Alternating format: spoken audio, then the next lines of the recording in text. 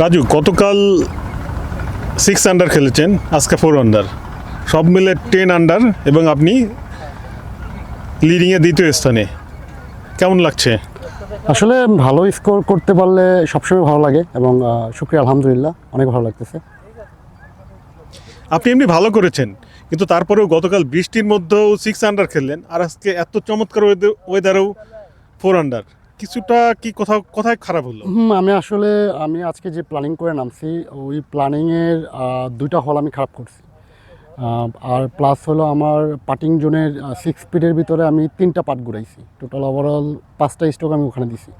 তো এই জন্য একটু খারাপ হয়েছে। কারণটা হয়েছে যে আপনার এটা গলফ, এটা মেনেই খেলতে হবে এবং কালকে তো একটু খারাপ হয়েছে, বাট আমি ওভারঅল খুশি। কোন কোন হলে আপনি খারাপ করেছেন এবং সেখানে কি প্রবলেম ছিল? আসলে আমি 1 নাম্বার হলে প্রথমে ভালো, পরের বার আসলে 2 নাম্বার হল যে পার 5 আছে, ওখানে আমার বাড়ি খেলতে পারিনি। এবং 3 নাম্বার হলে পার 3 যেটা, পার 4 যেটা, ওটা একটা ড্রাইভ মারলে কাছাকাছি 20-30 গজ থাকে, ওখান থেকে আমি একটা চিপ পাট করতে পারিনি।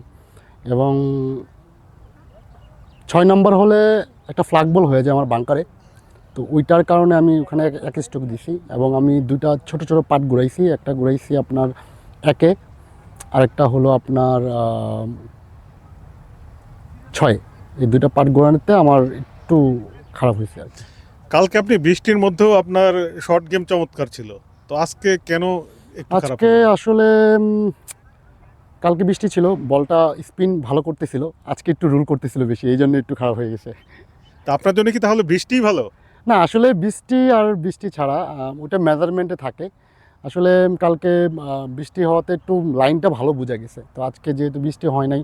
আর জলশিরি গলফ ক্লাব একটা সুন্দর গলফ ক্লাব, এখানে গ্রিনটা একটু বৃষ্টির কারণে একটু এলোমেলো, তো গ্রিনে একটু বালু বেশি থাকে।